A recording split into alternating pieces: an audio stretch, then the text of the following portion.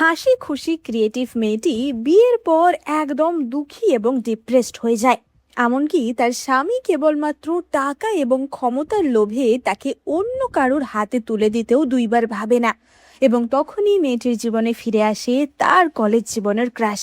এবার কি হবে তার জীবনে, সে কি এই টক্সিক রিলেশন থেকে বেরোতে পারবে, সেই নিয়েই একটা ইমোশনাল এবং রোমান্টিক ড্রামা আজকে এক্সপ্লেন করব। তাহলে চলো শুরু করা যাক। আর শুরু করার আগে তোমরা কিন্তু সাবস্ক্রাইব করতে একদম ভুলো না। ড্রামার প্রথম দৃশ্যেই আমরা আমাদের প্রধান চরিত্র অ্যালিসকে দেখতে পাই, এবং আমরা দেখতে পাই যে সে কলেজে বসে আর্টের কিছু কাজ করছিল, কারণ সে আর্ট এবং জুয়েলারি ডিজাইন নিয়ে পড়াশোনা করছিল।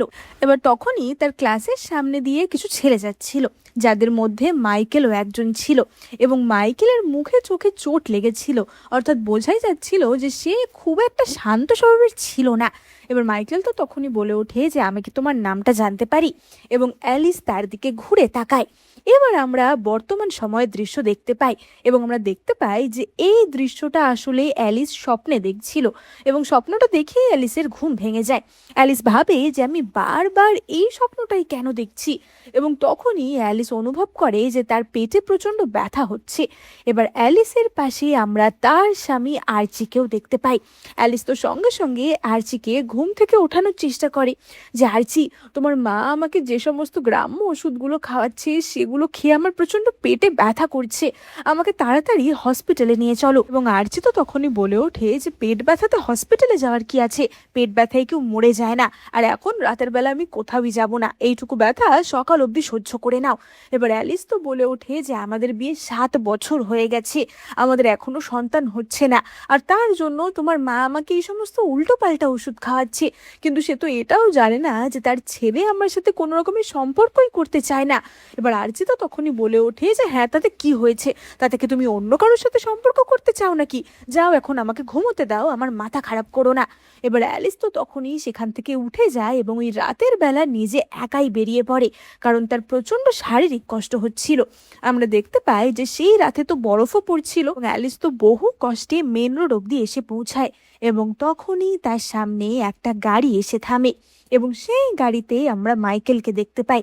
কিন্তু এই মাইকেল ওই 8-9 বছর আগের ওরকম গুন্ডা বা ছোটবেলার ওরকম মারকুটে মাইকেল ছিল না, এখন সে একদম সুটেড বুটেড একজন জেন্টলম্যান ছিল। মাইকেল বলে ওঠে যে অ্যালিস, এত বছর পর তাহলে আমাদের আবারও দেখা হয়ে গেল। এবং এই বলে মাইকেল অ্যালিসের দিকে এগিয়ে আসে, যদিও অ্যালিস কিন্তু মাইকেলকে চিনতে পারে না। মাইকেল বলে যে আমি তোমাকে হসপিটালে নিয়ে যাচ্ছি, চলো। এবং এই বলে সে তো সঙ্গে সঙ্গে অ্যালিসকে কোলে তুলে নেয়। এবার অ্যালিস তো বাধা দেওয়ার চেষ্টা করে, কিন্তু তার নিজের এতটাই পেটে ব্যথা হচ্ছিল যে বাধা দিয়েও কোনো লাভ ছিল না, বরং হসপিটালে গেলেই তার সুবিধা হতো। এবার মাইকেল তাকে নিয়ে হসপিটালে আসে, এবং অ্যালিস তো ডক্টরকে সবকিছু খুলে বলে যে সে এই ধরনের ওষুধ খাচ্ছে যেগুলোর কোনো মাথা মুন্ডু নেই, এবং তার থেকেই হয়তো এই প্রবলেমটা হয়েছে। ডক্টর তাকে বলে যে এই সমস্ত উল্টো পাল্টা ওষুধ খেলে কিডনি ফেলিওর হয়ে যেতে পারে, সুতরাং এসব ওষুধ না খাওয়াই ভালো। এবার অ্যালিস তো চিকিৎসকের সাথে কথা বলে ওই ঘরের বাইরে বেরিয়ে আসে, এবং আমরা দেখতে পাই যে মাইকেল সেখানে দাঁড়িয়েছিল। মাইকেল তো সঙ্গে সঙ্গে বলে ওঠে যে তোমার স্বামী তো একজন ইম্পোর্টেন্ট, মানে নপুংসক, সে কখনোই কোনো সন্তানের জন্ম দিতে পারবে না, তো এরকম হাজবেন্ড রেখে তোমার লাভটাই বা কি। অ্যালিস বলে ওঠে যে এটা আমার পারিবারিক ব্যাপার, এর মধ্যে তুমি নাক গলিও না। মাইকেল উত্তর দেয় যে তোমাকে দেখতে তো ভালোই মনে হচ্ছে, তোমার চোখগুলো দেখেও মনে হচ্ছে ঠিকঠাক কাজ করে, তাহলে কি তুমি এখনো চোখে দেখতে পারছো না যে তোমার স্বামী আসলে কি, সে আসলেই তোমার যোগ্য না, না তো তার পয়সা কড়ি আছে, না তো সে তোমার কেয়ার করে বা ভালোবাসে, এমনকি সে একজন ইম্পর্টেন্ট ব্যক্তি, তাহলে তুমি তার সাথে কেনই বা থাকতে চাও। এবার এই কথা শুনে অ্যালিস তো আরও রেগে যায় যে আমার স্বামী যেমনই হোক না কেন সেটা আমাদের ব্যক্তিগত ব্যাপার, তুমি এর মধ্যে নাক গলানোর কে। এবং মাইকেল তো তখনই বলে ওঠে যে তোমার স্বামী তো এমনই যে রাতের বেলা বউয়ের অসুস্থতায় তাকে হসপিটালেও নিয়ে আসে না। এবার অ্যালিস তো তখনই বলে যে তুমি আমাকে রাইড দিয়েছো, এটাই ব্যাপার, তো ঠিক আছে, তার জন্য আমি তোমাকে পে করে দিচ্ছি। কিন্তু অ্যালিসের কাছে তখন মাত্র 10 টাকাই ছিল, তাই মাইকেলকে আর পে করা হয় না। মাইকেল তো সঙ্গে সঙ্গে অ্যালিসের ফোনটা কেড়ে নেয়, এবং সেখান থেকে নিজের ফোনে একটা কল দেয়। মাইকেল বলে যে যেহেতু তোমার কাছে আমার টাকাটা ধার রইলো, তাই এটা পরে চুকিয়ে দিও মনে করে, তাই জন্যই ফোন নাম্বারটা তোমার ফোনে দিয়ে দিলাম। এবং এই বলে মাইকেল তো সেখান থেকে চলে যায়। এবার আমরা দেখতে পাই যে অ্যালিস তো বাড়িতে ফিরে আসে এবং বাড়িতে ফিরে এসে বলতে গেলে সে সারা রাত জেগেই ছিল, কারণ তার বারবার মনে পড়ছিল ডক্টরের কথাগুলো যে এই ধরনের ওষুধ এতদিন ধরে ক্রমাগত খেতে থাকলে তার লিভার ক্যান্সার হয়ে যেতে পারে। এবং এই সব ভেবেই তার তো চোখ দিয়ে জল গড়িয়ে পড়ছিল যে সে না তো নিজের প্যাশনটা মানে আর্ট নিয়ে কিছু করতে পেরেছে, আর না তো সেই সংসার জীবনে থেকে স্বামীর ভালোবাসা পেয়েছে। এবং তখনই আর্চির ঘুম ভাঙে। আর্চি তো ঘুম ভেঙেই বলে ওঠে যে বাবা, তুমি এত সকাল সকাল উঠে পড়েছো, তাহলে ভালোই হয়েছে, যাও গিয়ে তাড়াতাড়ি ব্রেকফাস্ট বানাও। মানে অ্যালিসের যে আগের রাতে কি হয়েছিল সেই নিয়ে তার কোনোই চিন্তা ছিল না। আর্চি বলে যে আমাদের বিয়ের যে ব্লেজারটা ছিল সেটা বার করো তো, আজকে একটা ইম্পর্টেন্ট মিটিং আছে, সেটা আমি পড়বো। এবার অ্যালিস তো এত কিছুর পরও আর্চিকে তৈরি হতে সাহায্য করে এবং আর্চি বলে ওঠে যে আসলে আজকে আমাদের কোম্পানির একজন হেড এখানে আসছে, মানে এই ব্রাঞ্চে সে কখনো আসেনি এবং সেই হেডকে ইমপ্রেস করার জন্যই আমি এত কিছু করেছি।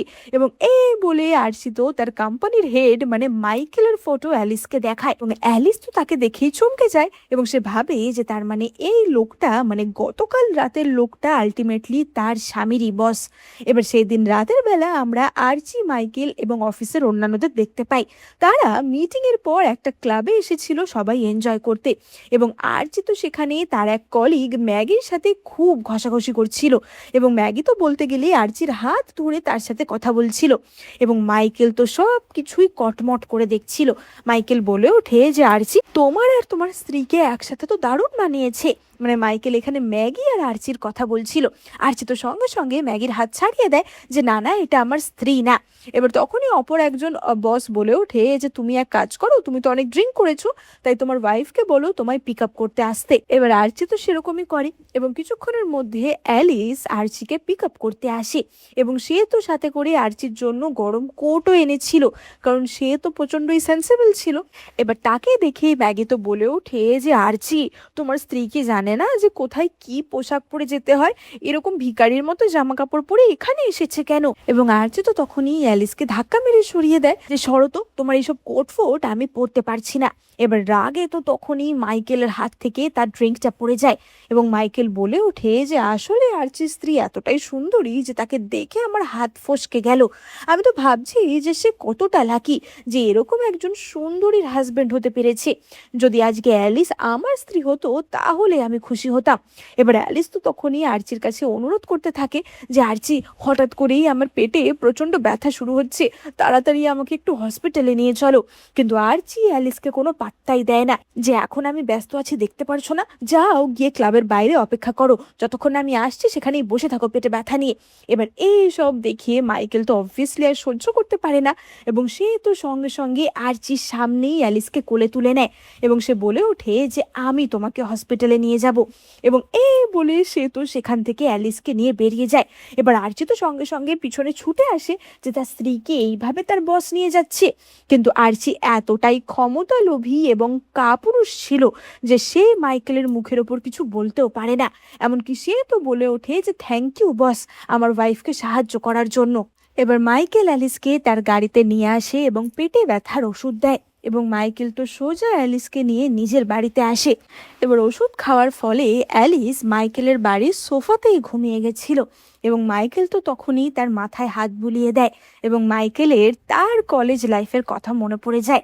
তার মনে পড়ে যায় সে তো অনেক দিন ধরেই অ্যালিসকে দেখতো এবং তাকে পছন্দ করত, কিন্তু তখন তার এতটা সামর্থ্য ছিল না বা সে এত বড় লোক ছিল না। এবং মাইকেল তখন ওই যে বক্সিং ফাইটগুলো হয় সেরকম ফাইটে লড়াই করেই টাকা জিতেছিল যাতে সে অ্যালিসের জন্য একটা উপহার, একটা ড্রেস কিনতে পারে। কিন্তু সেই ড্রেসটা মাইকেল কখনোই অ্যালিসকে দিয়ে উঠতে পারেনি এবং এই সময় মাইকেল ভাবছিল এবং ততক্ষণে অ্যালিসের ঘুম ভেঙে যায়। এবার অ্যালিস তো ঘুম ভেঙে তাড়াতাড়ি সেখান থেকে চলে যাচ্ছিল এবং মাইকেল তখনই তাকে থামিয়ে দেয় যে তুমি ওই ছেলেটার মধ্যে এমন কি দেখেছো? না তো তোমাকে ভালোবাসে, না তো ওর কোনো যোগ্যতা আছে, তারপরেও কেন তুমি ওর কাছে যাচ্ছ? এবার অ্যালিস তো বলে ওঠে যে তাতে তোমার কি? আমি মানছি আমার আর আর্চির সম্পর্কের মধ্যে কিছু সমস্যা রয়েছে, কিন্তু তাই বলে আমি সেটা ভেঙে তোমার কাছে চলে আসতে পারি না। আমি চাই না কোনো বড় লোকের বাড়ির মিস্ট্রেস হয়ে থাকতে। এবার মাইকেল তো তখনই রেগে মেগে তার চশমাটা ছুঁড়ে ফেলে যে এত কিছু করে আমি তোমাকে বোঝানোর চেষ্টা করছি, আজকে ক্লাবে আমি ওকে এত প্রভোগ করার চেষ্টা করলাম যে কোনো একটা সাধারণ পুরুষের এইসব দেখলে গা জ্বলে যাবে, কিন্তু তোমার স্বামীর কোনো তাপ উত্তাপই ছিল না। তুমি কি বুঝতে পারছো না ও তোমাকে এই একটুও ভালোবাসে না। এবং অ্যালিস তো তখনই মাইকেলকে ঠাস করে এক চড় মারে যে সেই নিয়ে তোমাকে ভাবতে হবে না।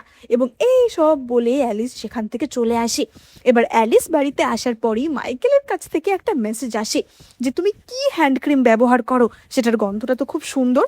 মানে চড় খেয়েও মাইকেলের কিন্তু কোনো রাগ ছিল না, মানে বলা যায় তার ভালোবাসা আরও বেড়ে গেছিল। এবার বাড়িতে আসার সাথে সাথেই আরচি তো বলে ওঠে যে অ্যালিস, তোমাকে দেখে তো মনে হচ্ছে আগের থেকে তুমি খুব বেশি অ্যারোগেন্ট হয়ে গেছো। কি তোমাকে মাইকেল একটুখানি পাত্তা দিয়েছে বলে তুমি কি নিজেকে খুব মহামান্য কিছু ভাবছো নাকি? এবার অ্যালিস তো তখনই রেগে গিয়ে তাকে ঠাস করে এক চড় মারে এবং আরচিও উল্টে অ্যালিসকে আঘাত করে।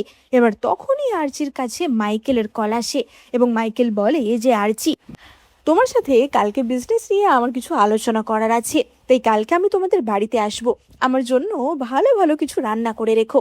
এবার আরচি তো একদম বিগলিত হয়ে পড়ে যে হ্যাঁ হ্যাঁ নিশ্চয়ই বস। এবং মাইকেল ফোন রাখার সাথে সাথেই আরচি তো অ্যালিসের হাত পা ধরে ক্ষমা চাইতে থাকে যে না না আমি কখনো তোমার সাথে আর এরকম করব না, কালকে মাইকেল এখানে আসবে, এটা আমার কাছে বিশাল বড় একটা অপরচুনিটি, তুমি দয়া করে সেখানে থেকো, ও তোমাকে পছন্দ করছে তো, তাই যদি তুমি এখানে থাকো তাহলে আমি নিশ্চয়ই ভালো একটা প্রমোশন পেয়ে যাব। অ্যালিস তো তখনই বলে ওঠে যে আমি কি তোমার কাছে একটা মানুষ নাকি তুমি আমাকে একটা অবজেক্ট ভাবো। এবার যাই হোক, অ্যালিস তো পরের দিন রান্না বান্না করতে রাজি হয়ে যায় এবং আমরা দেখতে পাই যে অ্যালিস তো মাইকেলের আসার জন্যই রান্না করছিল। এবং তখনই মাইকেল অ্যালিসকে কল করে এবং মাইকেল বলে ওঠে যে আমি তো জানি না তোমরা কোন ফ্লোরে থাকো, তাই নিচে এসে আমাকে নিয়ে যাও। এবার অ্যালিস তো সঙ্গে সঙ্গে বারান্দার কাছে এসে দাঁড়ায় এবং মাইকেল তখনই অ্যালিসকে দেখে একদম দিবা স্বপ্ন শুরু করে দেয়, কারণ তার তো মনে হচ্ছিল যে অ্যালিস তাকেও ভালোবাসে, কিন্তু রিয়ালিটিটা একটু অন্যরকমই ছিল, কারণ অ্যালিসের মনে তখনও মাইকেলের প্রতি কোনো ফিলিংসই ছিল না, সে তো তার আগের টক্সিক রিলেশনটা থেকেই তখনও বেরোতে পারেনি। এবার অ্যালিস তো তাদেরকে খাবার দাবার সার্ভ করে দিয়ে সেখান থেকে চলে যাচ্ছিল এবং মাইকেল বলে ওঠে যে আরচি, তোমার স্ত্রীকেও আমাদের সাথে জয়েন করতে বলো। এবার আরচি তো বুঝতেই পারছিল যে মাইকেল তার স্ত্রীকে পছন্দ করছে এবং আরচি তখনই অ্যালিসকে টেনে টুনে সেখানে বসিয়ে নেয় যে বস বলছে তুমি এখানে থাকবে না, এটা হতে পারে, এসো এখানে বসো। এবার মাইকেল তো তখনই লক্ষ্য করে যে অ্যালিসের হাতে একটা কাটা দাগ রয়েছে এবং সে বুঝতে পারে যে নিশ্চয়ই গত রাতে কিছু একটা হয়েছিল এবং সে তখনই অ্যালিসের হাত ধরে। এবার অ্যালিস তো হাতটা ছাড়িয়ে নেওয়ার চেষ্টা করছিল, কিন্তু মাইকেল কিছুতেই তার হাত ছাড়ে না। অপরদিকে আরচির তো খেতে গিয়ে চপস্টিকটা হাত থেকে পড়ে যায় এবং সে সেটা তোলার জন্য মাটিতে নিচু হয় এবং নিচু হতেই সে লক্ষ্য করে যে মাইকেল অ্যালিসের হাত ধরে আছে, কিন্তু আরচি সেটা দেখেও না দেখার ভান করে, কারণ তার তো মেরুদণ্ড বলে কিছু ছিল না। এবং অপরদিকে আমরা দেখতে পাই যে মাইকেল ততক্ষণে অ্যালিসের হাতে একটা ব্যান্ডেড লাগিয়ে দেয়। এবার মাইকেল তো তখনই কথা বলতে যাচ্ছিল, কিন্তু অ্যালিস তখনই ইচ্ছা করে অরেঞ্জ জুসের গ্লাস মাইকেলের গায়ে মানে কোটের ওপর ফেলে দেয়। অ্যালিস বলে ওঠে যে মাইকেল, আমাদের বাড়িতে তোমার মাপের কোনো জামা কাপড় নেই, তাই তুমি তাড়াতাড়ি এখান থেকে চলে গেলেই ভালো হয়, কারণ ভিজে জামা পরে নিশ্চয়ই তুমি বেশিক্ষণ বসে থাকতে পারবে না। এবার মাইকেল তো তখনই বলে ওঠে যে আমার মনে হয় আরচির পোশাক আমার খুব ভালোভাবেই হয়ে যাবে, আরচি তোমার স্ত্রীকে বলো যে আমাকে কিছু ফ্রেশ জামা কাপড় এনে দিতে। এবার আরচি তো তখনই অ্যালিসের কাছে হাত জোড়ো করতে থাকে যে দয়া করে আমাকে এই ফেভারটা করে দাও। এবার অ্যালিস যখন মাইকেলকে জামা দিতে যায় সে দেখে যে মাইকেল তখন অলরেডি তার শার্ট খুলে ফেলেছে এবং তার তো একদম টোন্ড আর হ্যান্ডসাম বডি ছিল এবং মাইকেল তো অ্যালিসকে দেখা মাত্রই তাকে হাগ করে। মাইকেল বলে ওঠে যে আরচি তোমাকে আর কিছুই দিতে পারবে না এবং আমি তোমাকে গ্যারান্টি দিতে পারি যে আমি যদি তোমাকে এখানে কিসও করি তোমার স্বামী কোনোই বাধা দেবে না, তুমি আরচিকে ডিভোর্স দিয়ে দাও। এবার অ্যালিস তো মাইকেলের থেকে নিজেকে ছাড়ানোর চেষ্টা করছিল, কিন্তু তখনই মাইকেল অ্যালিসকে কিস করে।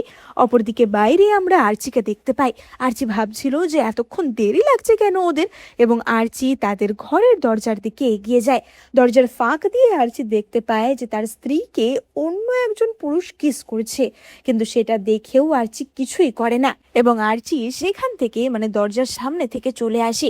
এবার মাইকেল আর অ্যালিস ঘর থেকে বেরোলেই আরচি তো একদম মাইকেলের কাছে গিয়ে বলে যে জামা কাপড়গুলো ভালো ফিট হয়েছে তো, এবং মাইকেল বলে ওঠে যে একদম দারুণ ফিট হয়েছে, সত্যি বলতে জামাগুলো আমার খুবই পছন্দ হয়েছে। মানে মাইকেল এখানে আরচিকে অন্য হিন্ট দিচ্ছিল এবং আরচিও তো মাইকেলকে গাড়িতে তোলার জন্য বেরিয়ে যায়। এবার মাইকেল চলে যাওয়ার পর রাতের বেলার দৃশ্য আমরা দেখতে পাই এবং আমরা দেখতে পাই যে অ্যালিস তো খুবই ফ্রাস্ট্রেটেড হয়েছিল এবং সে এক গ্লাস দুধ খাচ্ছিল। আরচি বলে ওঠে যে অ্যালিস, আজকের জন্য আমি খুবই সরি। আমি জানি যে তোমাকে অনেক সাফার করতে হলো, কিন্তু আমার জবটার কথাও তো তোমাকে ভাবতে হবে। আমি তো জিয়াং গ্রুপ ছেড়ে দিতে পারি না। অ্যালিস বলে ওঠে যে তোমাকে যদি তোমার স্ত্রীর সাথে এরকম স্যাক্রিফাইস করতে হয় তাহলে তোমার চাকরি ছেড়ে দেওয়াই ভালো। এবং আরচি তো তখনই বলে যে অ্যালিস, এরকম বলো না, তুমি আমাকে আর একটা শেষ সাহায্য করো। তুমি যদি মাইকেলের সাথে এক রাত কাটাও তাহলে আমার প্রমোশন হবে। তুমি প্লিজ এই ব্যাপারে আমাকে সাহায্য করো। এবার অ্যালিস তো তখনই আরচিকে ঠাস করে এক চড় মারে যে তুমি এমন কথা বললেও বা কি করে। কিন্তু তখনই অ্যালিস সেখানে অজ্ঞান হয়ে পড়ে যায়, কারণ সেই দুধের মধ্যে ঘুমের ওষুধ আর অ্যাফ্রোডিসিয়াক মেশানো ছিল। আমরা ফ্ল্যাশব্যাকে দেখতে পাই যে মাইকেল যখন বাড়ি থেকে বেরোচ্ছিল তখনই আরচি মাইকেলের সাথেই ডিল করে নিয়েছিল এবং সে মাইকেলকে একটা হোটেল রুমের চাবিও দেয় যে এই রুমেই অ্যালিসকে রাখা হয়েছে। এবার সেই রুমে তো অ্যালিস গিয়ে পৌঁছায় এবং অ্যালিসও তখন খুবই উত্তেজিত হয়েছিল অ্যাফ্রোডিসিয়াকের কারণে এবং সে তো সোজা মাইকেলকে কিস করতে যাচ্ছিল, কিন্তু মাইকেল তো সঙ্গে সঙ্গে তাকে বাথটাবে নিয়ে যায় তাকে শান্ত করার জন্য, যে আমি কেবলমাত্র এটা বোঝানোর জন্য এমনটা করেছি যে তোমার স্বামী কেবলমাত্র ক্ষমতার লোভে তোমাকে অন্য কারোর কাছে বিক্রিও করে দিতে পারে, মানে তোমার সম্মানের কোনো দামই তোমার স্বামীর কাছে নেই। এবং এই ব্যাপারটা রিয়েলাইজ করে অ্যালিসের তো খুবই কষ্ট হচ্ছিল এবং সে তো কেঁদে ফেলে। মাইকেল বলে ওঠে যে অ্যালিস, এবার ওকে ডিভোর্স দিয়ে দাও। অ্যালিস তো বলতে থাকে যে তুমি কেন এমনটা করছো, তুমি তো নিজে থেকে যে আমার বিয়েটা নষ্ট করে দিচ্ছ। অপরদিকে আমরা আরচিকে দেখতে পাই মাইকেলের অ্যাসিস্ট্যান্ট ততক্ষণে আরচির কাছে একটা ডিভোর্স পেপার নিয়ে যায় যে এই ডকুমেন্টটাতে সাইন করে দাও।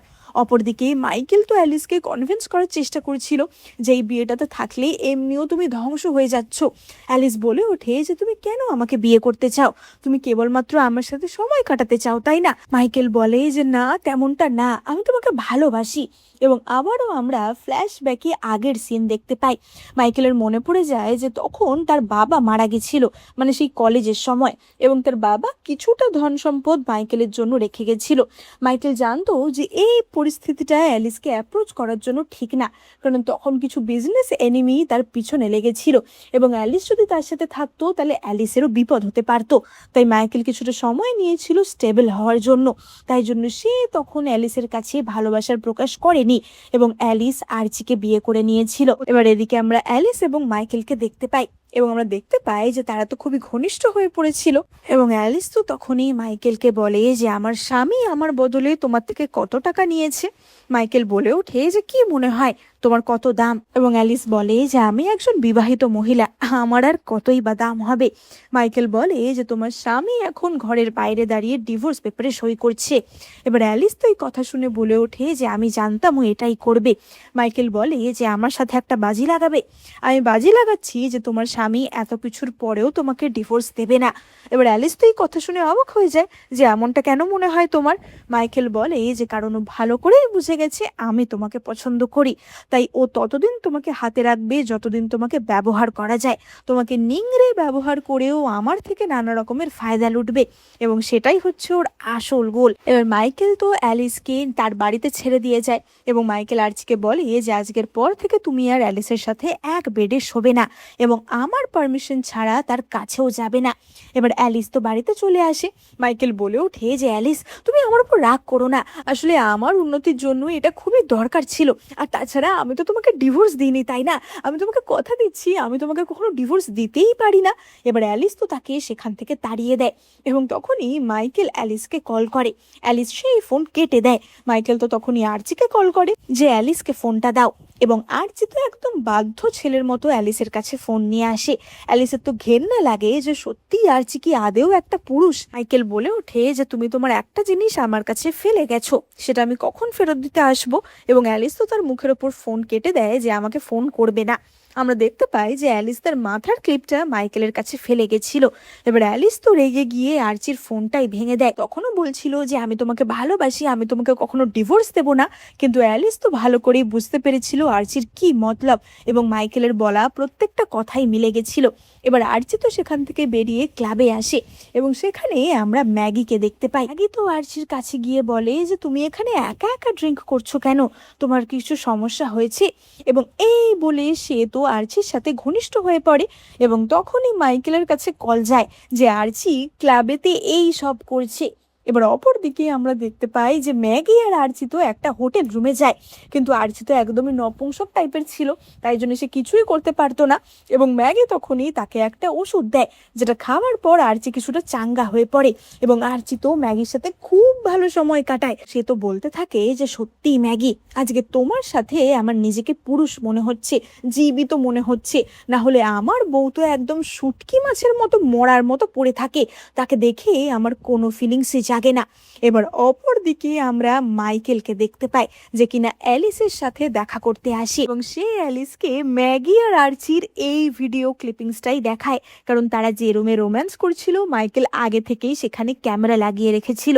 মাইকেল বলে ওঠে যে কি, তাহলে আমি আমার বাজিটা জিতে গেলাম তো। অ্যালিস তো এই ভিডিওটা দেখে খুবই ভেঙে পড়ে, কারণ এই সম্পর্কটা নিয়ে তার যতটুকু আশা ছিল সবকিছুই আজকে শেষ হয়ে গেল। আমরা দেখতে পাই যে অ্যালিস তো সঙ্গে সঙ্গে ব্যাগ গুছিয়ে নেয়। পরের দিন সকালবেলা আর্চি বাড়িতে ফিরে আসে এবং সে দেখে যে অ্যালিস ব্যাগ গুছিয়ে বসে আছে এবং তার সামনে একটা ট্যাবলেট রাখা। আর্চি তো বলে ওঠে যে কি ব্যাপার অ্যালিস, তুমি লাগেজ নিয়ে কোথায় যাচ্ছ? এবং অ্যালিস তো তখনই বলে ওঠে যে একটা মরা শুটকি মাছের সাথে তোমায় আর সংসার করতে হবে না, সেখানেই যাও যেখানে তুমি জীবিত ফিল করো। এত বছর আমি তোমার জন্য এত কিছু সহ্য করেছি, আর তার বদলে তুমি আমায় এটা দিলে। এবং এই বলে অ্যালিস তো আর্চিকে ঠাস করে এক চড় মারে। আর্চি তো বলে ওঠে যে তুমি আমার থেকে দূরে গিয়ে কি করবে, যতদিন না আমি ডিভোর্স পেপারে সাইন করছি ততদিন তো তুমি আমার থেকে আলাদা হতে পারবে না, তাই তুমি যাই হও না কেন তোমাকে আমার স্ত্রী হয়েই থাকতে হবে। এবং অ্যালিস তো তখনই তাকে আরো দুটো ঠাস ঠাস করে চড় মেরে সেখান থেকে তার নিজের লাগেজ নিয়ে চলে যায়, যে তুমি যেটা চাও সেটা আমি কোনোদিনই হতে দেব না। এবার বাড়ি থেকে বেরিয়েই অ্যালিস লক্ষ্য করে যে মাইকেল তার জন্য অপেক্ষা করছে এবং মাইকেলের অ্যাসিস্ট্যান্ট তো সঙ্গে সঙ্গে অ্যালিসের লাগেজ নিয়ে গাড়িতে ভরে দেয়। এবং মাইকেল এসে তখনই অ্যালিসের চুলে তার সেই ক্লিপটা লাগিয়ে দেয়। এল বলে ওঠে যে যাক, এতদিন পর তাহলে তুমি তোমার চোখের দৃষ্টি ফিরে পেয়েছো, তাই আর্চির এই সব কিছু দেখে কিছু একটা সিদ্ধান্ত নিতে পেরেছো, কংগ্রাচুলেশনস স্বাধীন হওয়ার জন্য। এবং অ্যালিস তো তখনই বলে ওঠে যে সত্যি কি আমি স্বাধীন হচ্ছি, নাকি আমি একটা খাঁচা থেকে আর একটা খাঁচায় যাচ্ছি? মাইকেল তো তখনই বলে যে অ্যালিস, তুমি আমাকে ইউজ করতে পারো নিজের ইচ্ছার জন্য, নিজের সুবিধার জন্য, যা কিছুর জন্য।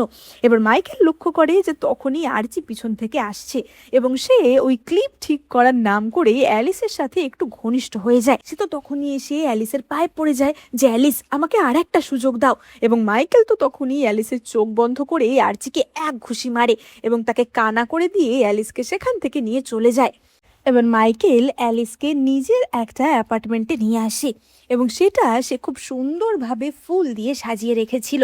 মাইকেল বলে যে এখানে তুমি যতদিন ইচ্ছা থাকতে পারো, ততদিন না তুমি নিজের কিছু একটা তৈরি করতে পারছো ততদিন। আমার মনে আছে যে তুমি আর্ট ইউনিভার্সিটি থেকে গ্র্যাজুয়েশন করেছিলে, আমাদের কোম্পানিতে একজন জুয়েলারি ডিজাইনার দরকার, তুমি কি সেই পদটার জন্য যাবে?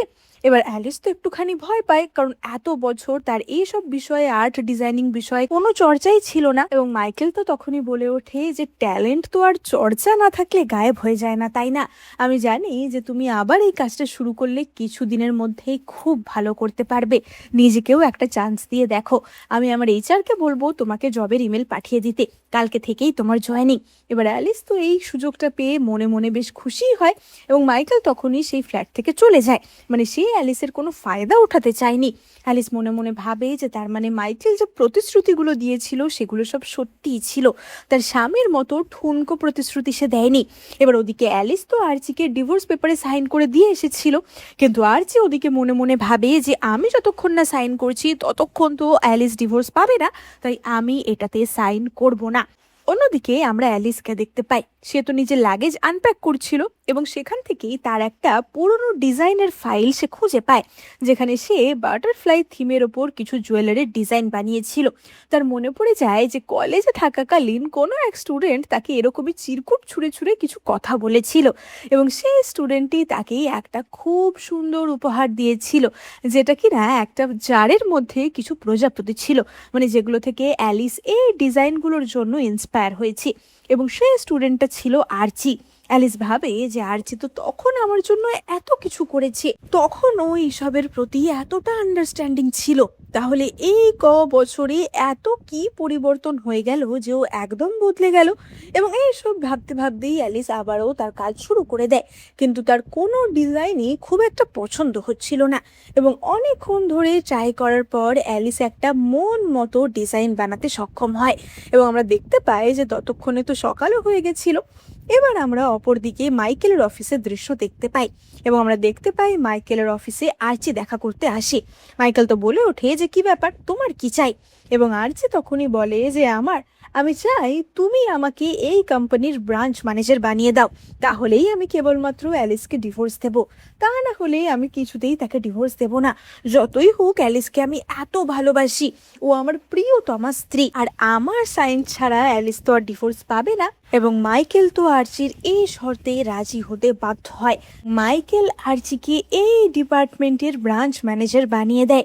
এবার আমরা অপরদিকে অ্যালিসকে দেখতে পাই। অ্যালিস তো তার ডিজাইনগুলি অফিসে দেখায় এবং সে সকলের কাছে খুবই প্রশংসিত হয়। এখনই তার কাছে আর্চির মেসেজ আসে যে আমি ডিভোর্স পেপারে সাইন করে দিয়েছি, কালকে ম্যারিটাল কোর্টে দেখা হচ্ছে। এবার অ্যালিস বুঝতে পারে যে আর্চি তো এতটা ভালো না যে সে নিজে থেকে অ্যালিসকে ডিভোর্স দিয়ে দেবে, নিশ্চয়ই কিছু একটা গন্ডগোল রয়েছে। এবং অ্যালিস তো সঙ্গে সঙ্গে মাইকেলের কাছে ছুটে যায় যে আর্চি তোমার কাছে কি শর্ত রেখেছে ডিভোর্সটা দেওয়ার জন্য। এবং মাইকেল তো তখনই বলে যে এই ব্যাপার হয়েছে। অ্যালিস তো তাকে বলে যে এটা তো খুবই গুরুত্বপূর্ণ একটা পদ, এরকম একটা কাজ তুমি এত তাড়াতাড়ি কি করে করে ফেললে, তোমার তো দুবার ভাবা উচিত ছিল।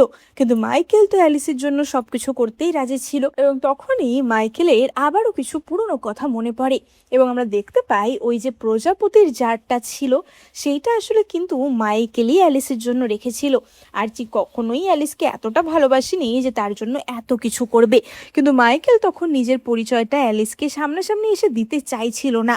আর এই ব্যাপারটারই ফায়দা উঠিয়েছিল আর্চি, এবং আর্চি নিজেকে ওই গোপন প্রেমিক বলে পরিচয় দিয়েছিল। তাই জন্যই অ্যালিস এত বছর ধরে আশা রেখেছিল যে হয়তো কখনো না কখনো আর্চি ভালো হয়ে যাবে, আগের মতো তাকে ভালোবাসবে। কিন্তু অ্যালিসের হাতের ওই ফাইলটাতে প্রজাপতির ওই ডিজাইনগুলো দেখতে পায়, এবং মাইকেল তখনই অ্যালিসকে এমন একটা কথা বলে যেটা কিনা সে ওই চিরকুটগুলোতে অ্যালিসকে লিখে পাঠাতো। আসলে অ্যালিসের প্রজাপতি খুবই ভালো লাগতো, এবং সেরকমভাবেই একদিন মাইকেল অ্যালিসকে এরকম চিরকুট লিখছিল যে প্রজাপতির যে লাইফ সাইকেলটা হয় সেটা খুবই অদ্ভুত হয়, কারণ সে ক্যাটারপিলার হওয়ার পর আস্তে আস্তে পাতা খেয়ে খেয়ে একটা কোকুনে পরিণত হয়, এবং কোকুনে থাকাকালীন তার আশেপাশে কি হচ্ছে, কত ঝড়ঝাপটা, কোনো কিছুর ওপরই তার কন্ট্রোল থাকে না। কিন্তু এই কোকুনের ভেতর তারা যদি সার্ভাইভ করতে পারে তাহলে এক সময় তারা একটা রঙিন বাটারফ্লাই হয়ে ওঠে। এবার মাইকেল যে অ্যালিসকে চিরকুটটা পাঠিয়েছিল সেটা কিন্তু অ্যালিস লক্ষ্য করেনি কলেজে থাকাকালীন, কিন্তু আর্চি শয়তান সেটা লক্ষ্য করেছিল। এবং আর্চি এটাও ভালো করে জানতো যে এখন মাইকেল নিজের আসল পরিচয় অ্যালিসকে দেবে না, তাই সে ইচ্ছা করেই ব্যাপারটার ফায়দা উঠিয়েছিল। অ্যালিস তো মাইকেলের মুখে ওই পুরনো কথা শুনে একটু চমকেই যায় যে মাইকেল এইসব কথা কোথা থেকে জানলো। যাই হোক, এত কিছু না ভেবে তারা তো ততক্ষণে ম্যারেজ কোর্টে চলে আসে, যেখানে আর্চির সাথে অ্যালিসের ডিভোর্স হয়ে যায়। এবং মাইকেল তো অ্যালিসের জন্য অপেক্ষা করছিলই, এবং অ্যালিস মাইকেলের হাত ধরে সেখান থেকে বেরিয়ে আসে। আর্চি মনে মনে ভাবে যে অ্যালিস, এত সহজে আমি তো তোমাকে ছাড়বো না। এবার বাড়িতে এসে মাইকেল তো অ্যালিসকে হ্যাপি ডিভোর্সের জন্য একটি উপহার দেয়, এবং আমরা দেখতে পাই যে সেটা একটা প্রিজার্ভ করা বাটারফ্লাই ছিল। আসলে এই জিনিসটা অনেকদিন আগেই মাইকেল সংগ্রহ করে রেখেছিল, কারণ মাইকেল জানতো যে অ্যালিস বাটারফ্লাই খুবই পছন্দ করে, কিন্তু মাইকেল সেটা অ্যালিসকে দেওয়ার সুযোগ পায়নি, যেটা সে এখন আলটিমেটলি পেয়েছে। এবং অ্যালিসও তো এই উপহারটা পেয়ে খুবই খুশি হয়। মাইকেল লক্ষ্য করে যে অ্যালিস আবারও সেই আগের মতো রেডিয়েন্ট কনফিডেন্ট মেয়েটা হয়ে উঠছে, যেই মেয়েটা এত বছর হারিয়ে গেছিল।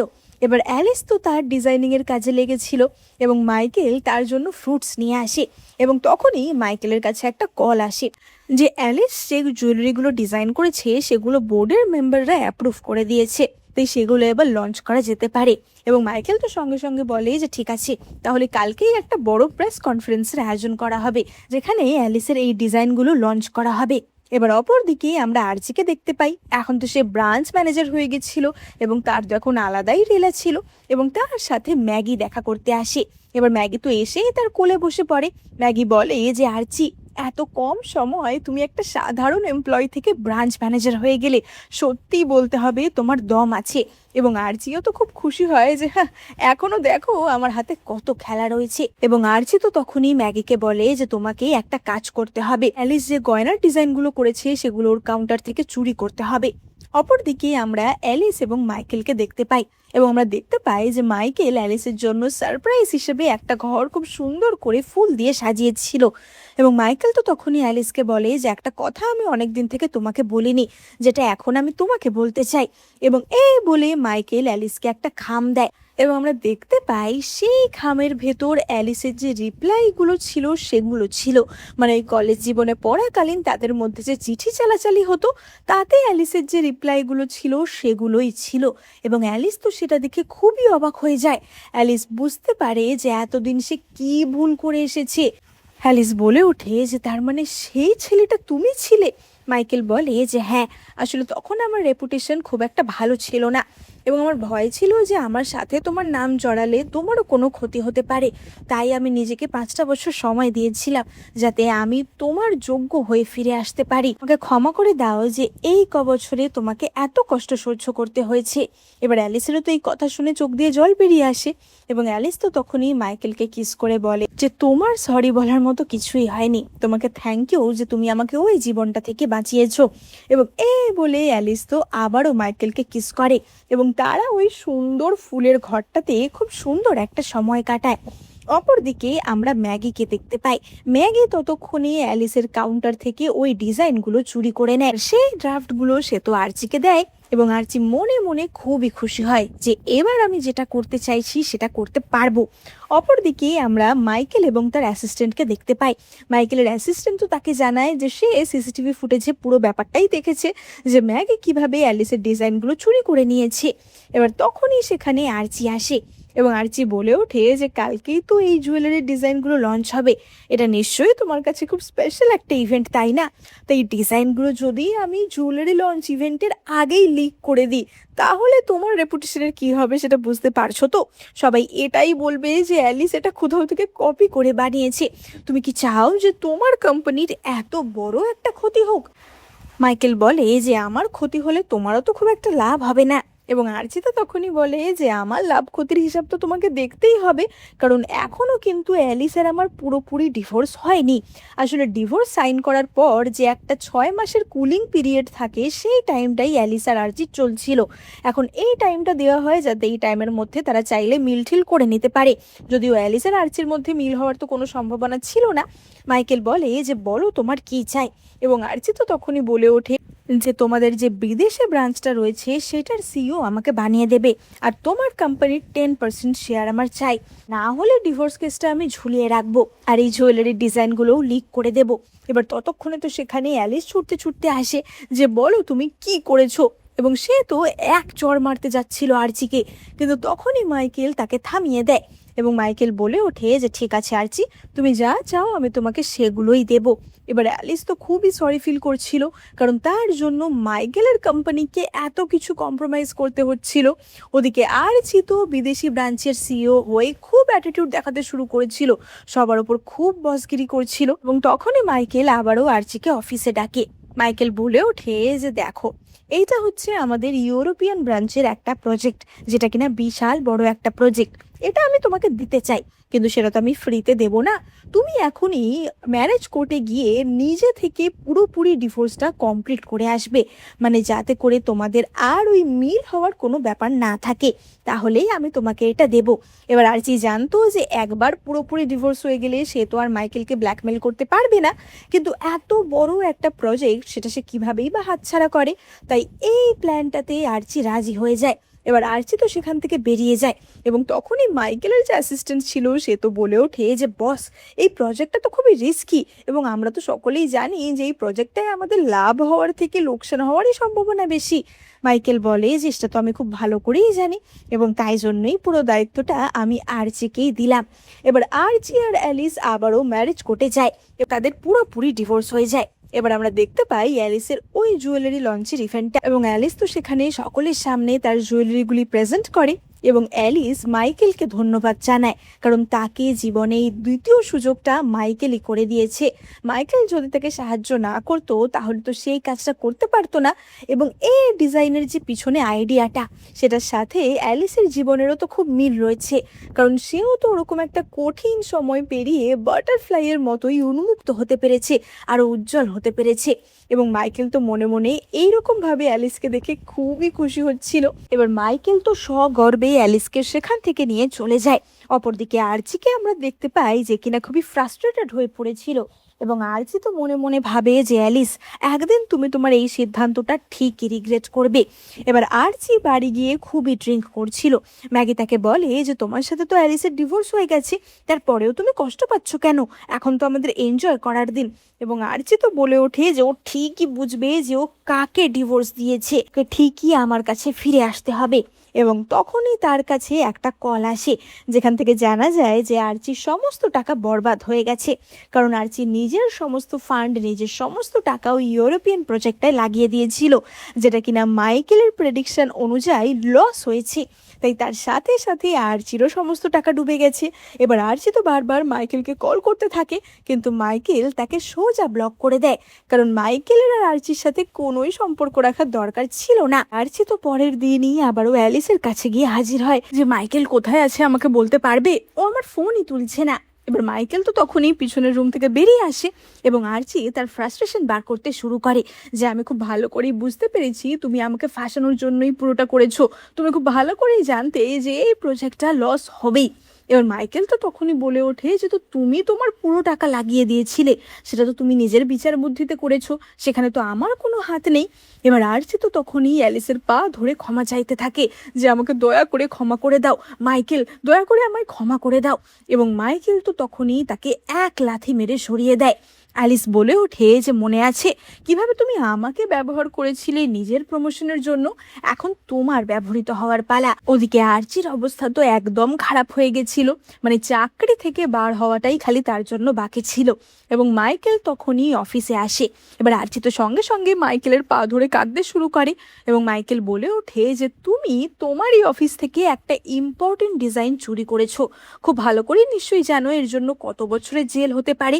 এবার ততক্ষণে তো সেখানে ম্যাগিও এসে মাইকেলের কাছে ক্ষমা চাইছিল এবং আর্চি তখনই পুরো দোষটাই ম্যাগির ওপর চাপিয়ে দেয় যে চুরি তো আমি করিনি, চুরি এই মেয়েটা করেছে, তাই বস যদি কোনো শাস্তি দিতে হয় তাহলে এই মেয়েটাকে দাও।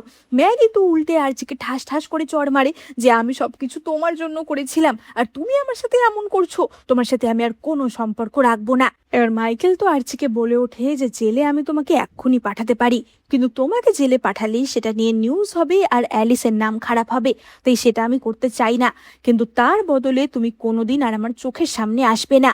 এবং আর্চি তো তখনই থ্যাঙ্কফুল হয়ে সেখান থেকে চলে যায়। মাইকেল বাড়িতে ফিরে আসে এবং আমরা দেখতে পাই যে অ্যালিস তো তার জন্য রান্না করে ওয়েট করছিল এবং মাইকেল তখনই তাকে বলে ওঠে যে চলো আমি তোমায় একটা জায়গায় নিয়ে যাব।